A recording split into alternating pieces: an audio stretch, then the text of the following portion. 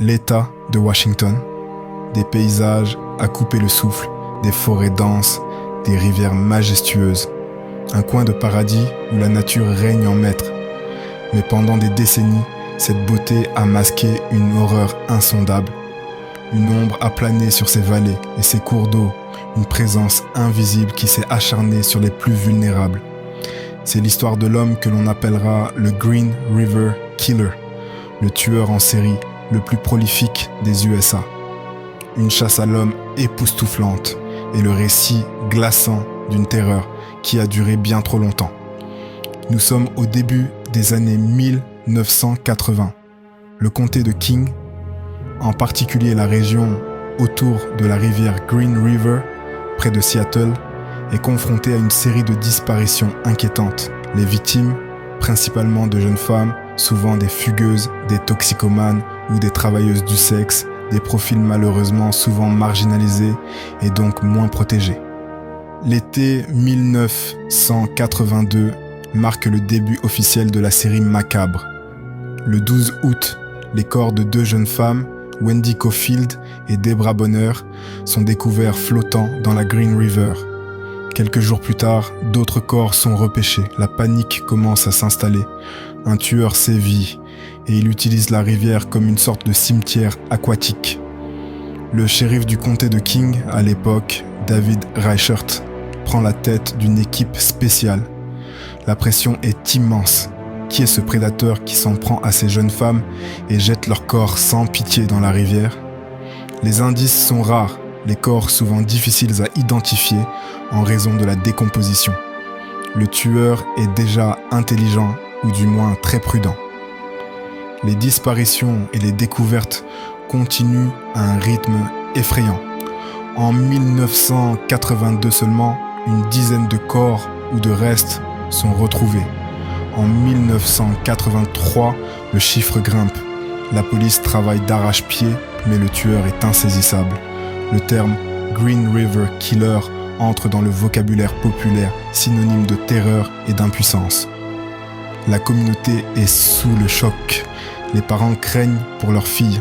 La police se sent dépassée. Le tueur semble avoir une connaissance intime de la région et des habitudes de ses victimes.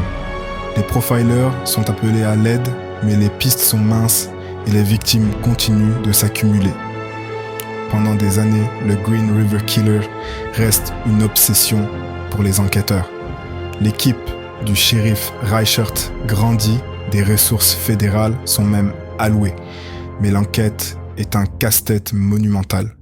Le tueur ne laisse presque aucune empreinte digitale, aucune trace ADN identifiable avec les technologies de l'époque.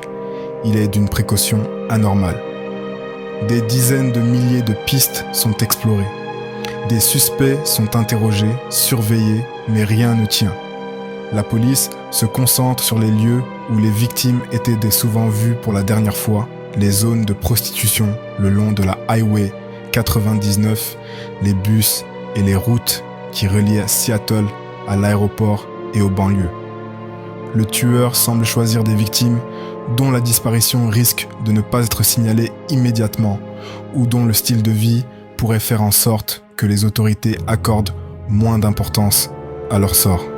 C'est une stratégie cynique mais efficace. Le nombre de victimes s'élève à des dizaines, plus de 49 corps officiellement liés à l'affaire, mais les estimations montent à plus de 70 ou 80 victimes potentielles. L'affaire entre dans une phase froide dans les années 1990. Les meurtres semblent s'arrêter, ou du moins le tueur change radicalement ses méthodes de dépôt des corps. L'espoir de l'attraper s'amenuise, mais l'équipe n'abandonne jamais. Les dossiers sont numérisés, les preuves sont conservées avec soin, en attendant le jour où la science fera un bond en avant. La technologie, en particulier l'ADN, est la dernière lueur d'espoir. Chaque petite trace, chaque échantillon biologique conservé devient une clé potentielle. Les années de frustration allaient enfin trouver un débouché. Nous sommes en 2001. La science forensique a fait des pas de géant. Les profils ADN, autrefois impossibles à extraire de minuscules échantillons sont maintenant une réalité. Les enquêteurs de l'affaire Green River décident de revoir les vieilles preuves. Ils se concentrent sur des échantillons biologiques collectés il y a des années, sur des scènes de crimes qui n'avaient pas livré de secret à l'époque. Des échantillons de sperme prélevés sur plusieurs victimes sont analysés à nouveau. Et cette fois, la technologie permet d'établir un profil ADN complet. Les profils sont recoupés avec la base de données criminelle et un nom apparaît.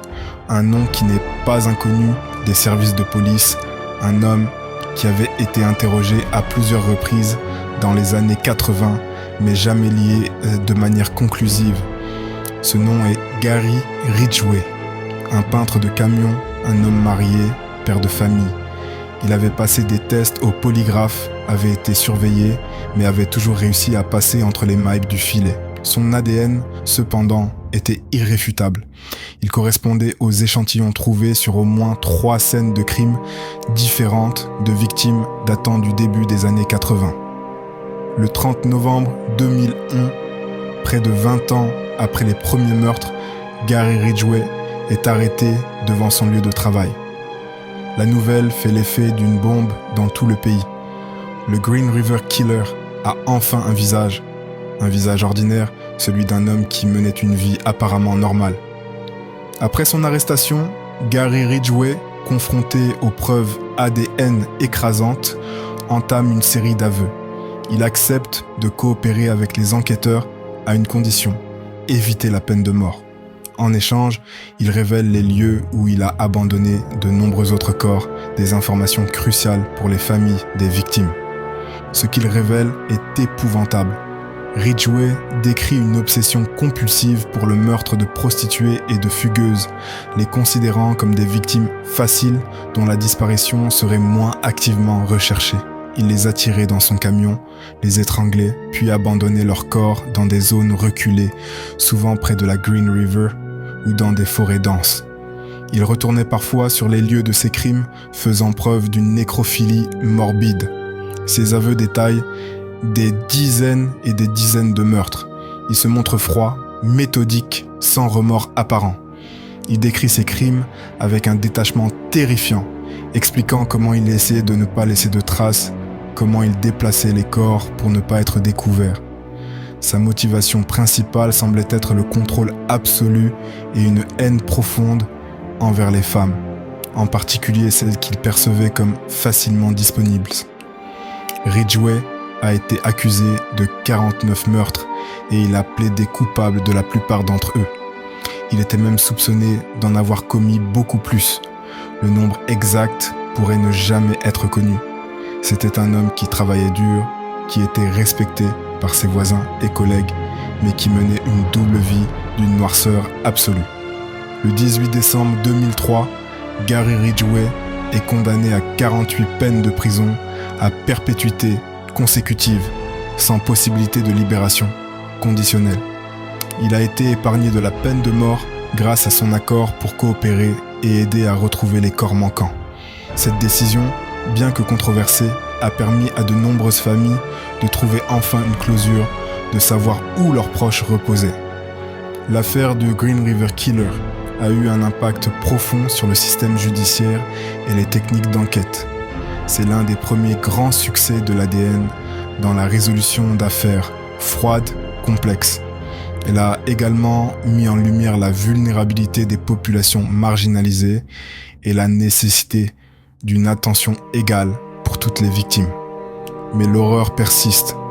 Combien de femmes Gary Ridgway a-t-il vraiment tuées ? Le nombre de ses victimes pourrait-il dépasser la centaine ? Comment un homme a-t-il pu échapper à la justice pendant si longtemps, malgré des interrogatoires répétés ?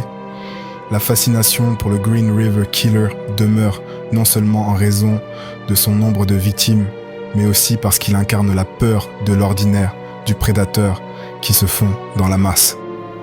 Gary Ridgway est toujours en prison, enfermé pour toujours, mais le souvenir de ses crimes et la douleur qu'il a infligée continuent de résonner. Son histoire est un rappel sombre des profondeurs de la perversion humaine et de la longue et coûteuse bataille pour la justice même face à l'horreur la plus pure. Le cas du Green River Killer est une des histoires criminelles vraies des USA, les plus massives et les plus terrifiantes. Il nous pousse à réfléchir sur la nature du mal, la persévérance des enquêteurs et l'impact dévastateur des crimes en série sur une communauté. Que pensez-vous de la résolution de cette affaire ? Y a-t-il d'autres aspects de ce cas qui vous fascinent ou vous troublent ? Partagez vos pensées et vos questions dans les commentaires ci-dessous. Si cette plongée détaillée dans la traque du Green River Killer vous a captivé, n'oubliez pas de liker la vidéo et de vous abonner pour ne manquer aucune de nos prochaines explorations des mystères et des histoires vraies les plus marquantes. Merci d'avoir écouté. À très bientôt pour un nouveau récit.